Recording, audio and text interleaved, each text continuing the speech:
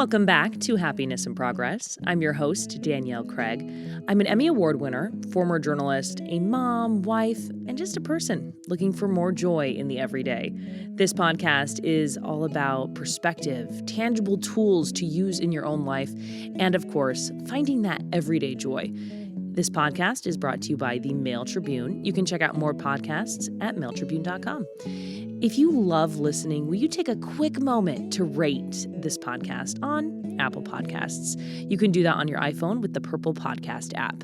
Today's episode is so important. I want to ask you, have you ever worked for the world's worst boss?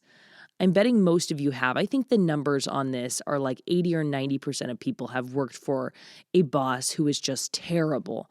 As I was planning content, one listener and friend told me, you need to do an episode about bad bosses. We laughed at how there are so many bad bosses out there. Laughing, of course, though it's not funny. Throughout my almost 15-year career in news, spanning 4 different news stations, trust me, I ran into a couple of toxic bosses and managers. At one of those stations, I remember I had just hit rock bottom with this particular boss. Things were not going well, and through tears, I literally Googled what to do when you work for the worst boss ever. I remember not finding a thing and really feeling desperate. Over the several months after that, I figured out a couple of ways to cope with having a bad boss and how to focus on the skills that I have instead of my boss's frivolous demands. Before I get to 3 constructive things you can do when you're working for someone who is causing chaos in your life, I want to tell you just how bad it is to have a bad boss, at least when it comes to your mental health and your psyche. And of course, if you're working for someone toxic, you already know this, but this is just that reminder, okay, maybe I need to take action. Researchers looked at 1,200 participants in different industries all around the world. Obviously, these people who had toxic bosses weren't as happy at their jobs. They found that. But the really bad news is that unhappiness actually spilled over into their personal lives. Researchers found people working for a narcissistic or psychopathic boss were more likely to experience clinical depression. When I was working in news, I did a story on someone who had a toxic boss. That person shared with me they had been diagnosed with PTSD after leaving the job, post-traumatic stress disorder from being treated in an unacceptable way at work. Just incredible, right? This list of 3 things you can do is specifically for people who cannot leave their jobs for whatever reason. Maybe that's a contract. Maybe you have another obligation keeping you there. Maybe you haven't found another opportunity yet. But that's who this list is for. So let's start with number 1. Key in on your purpose. Every job has a purpose.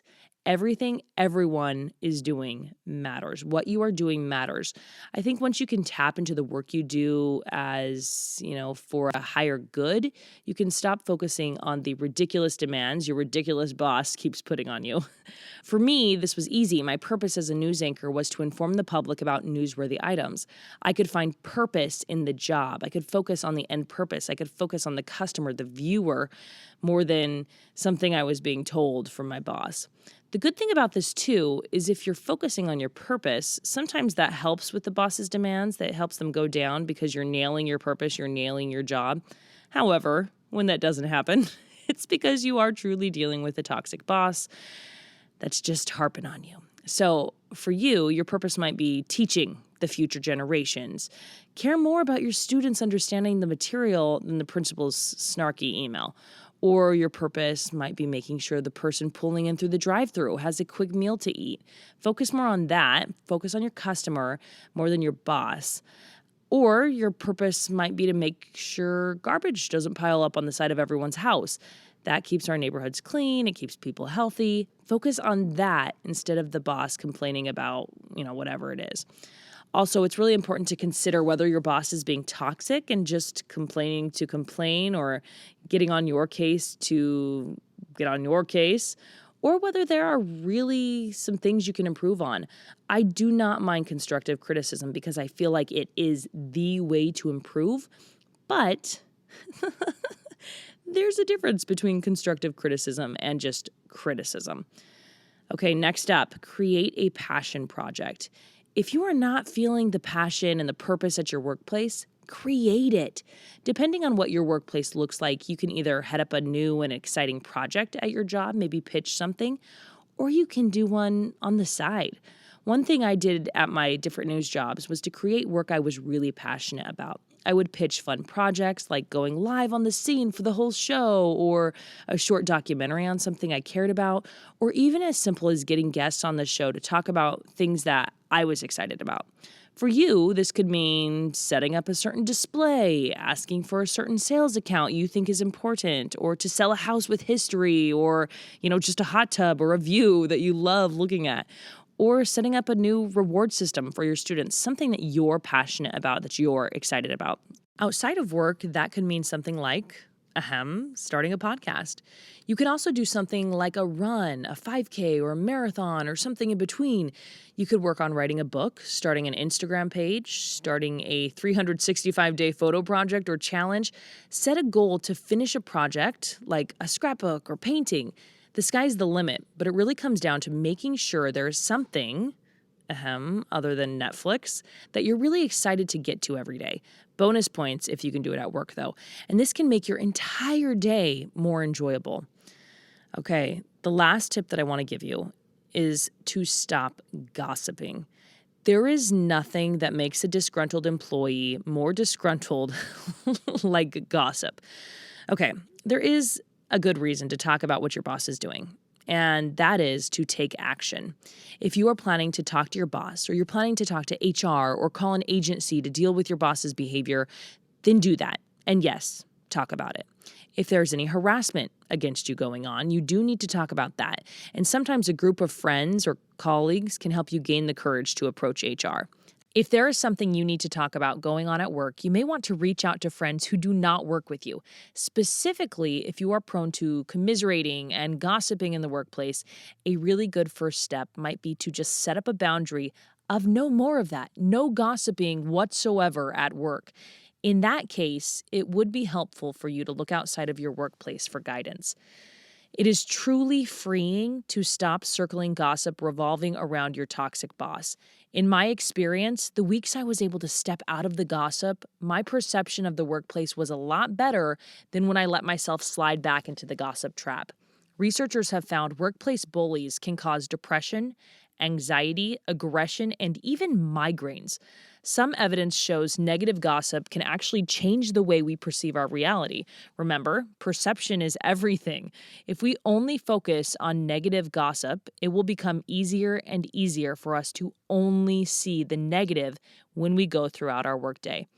I do want to reiterate, stopping gossip is not to create a compliant workplace where really inappropriate things are happening.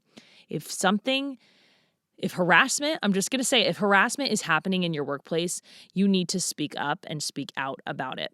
And you can find a group that will support you in doing this.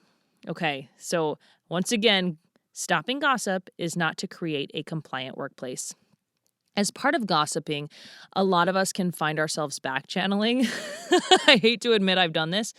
This is basically when we have a meeting or are working on a project and immediately leave the meeting, or maybe even during the meeting, we start texting someone else, undermining the grand plan or the boss. When we do this, we feed into what may already be a toxic workplace by creating distrust and, in the end, extra work for everyone. If this is you, that's okay. We've all done it. But committing to stopping this will help you practice better communication with the people you are working with. The very best thing to do when you do not agree with a larger project is to say so. Speak up in the meeting. And I know that's hard. Maybe just start by bringing your concerns to your boss. I know that's hard. I know it's easier to talk to your colleague than your boss. But unless you're planning to go with your colleague together to talk to the boss, really, it's just better to cut out the middleman and go straight to the boss. At one point, I decided I would no longer talk about people, but would only talk to people. So if there was gossip going around, I wouldn't talk about it. I would just go to the person and straight up ask. This was a good stepping stone for me, but an even better step would be to just stay out of the gossip altogether. It's really easy to forget, and I hate to be the one to say it. Especially if you're dealing with a terrible boss. But our bosses are human too. I know. I know. No one wants to hear that said, especially, again, if you have a jerk for a boss. But in a lot of cases, they are trying to figure out how to be a boss. It's a really great idea to set your own boundaries. And this could be anything from, like I said, no gossiping at work to no checking your email or no taking phone calls from your boss when you're not on the clock. But talk to your boss about how you're feeling and give them the opportunity to change. If they don't or they double down on their behavior, well, you've just confirmed you have a toxic boss. Okay, so that's what I have for you. Those are the 3 tips you can use today as you're walking into work to get started on owning your reality at work. I also want to remind you, you do not have to continue working for a toxic boss. It is almost 2020 and the economy is booming. There are so many jobs available out there. This is not 2008. Which was terrible when there were no options. For people around my age, we graduated college just as the economy was tanking, and our first lesson in the so-called real world was that there were not enough jobs, that we needed to take any job we could get and make it work. But that is not the case today. If you are not being treated well, you do not need to keep your job, and in a lot of cases, you can get help getting out of a contract. However, there's a lot of howevers in this episode. Don't just quit your job. Like my parents always taught me, know what you're going to do next before putting in your 2 weeks. In the coming year, I'm planning to bring you some great workplace content because so many of us live our lives in the workplace. And that includes creating a meaningful and constructive culture at your company. I'm really excited for that. And next week, you're going to hear from Amanda Rodriguez, the woman behind Dude Mom. She's talking about finding joy in motherhood and the lessons she's learned since losing her own mom. Make sure you're subscribed so you don't miss that episode. It's such a great episode. Amanda is such an incredible mom, and I love her perspective and what she puts into motherhood. All right, with that, I want to thank you so much for being here on Happiness in Progress.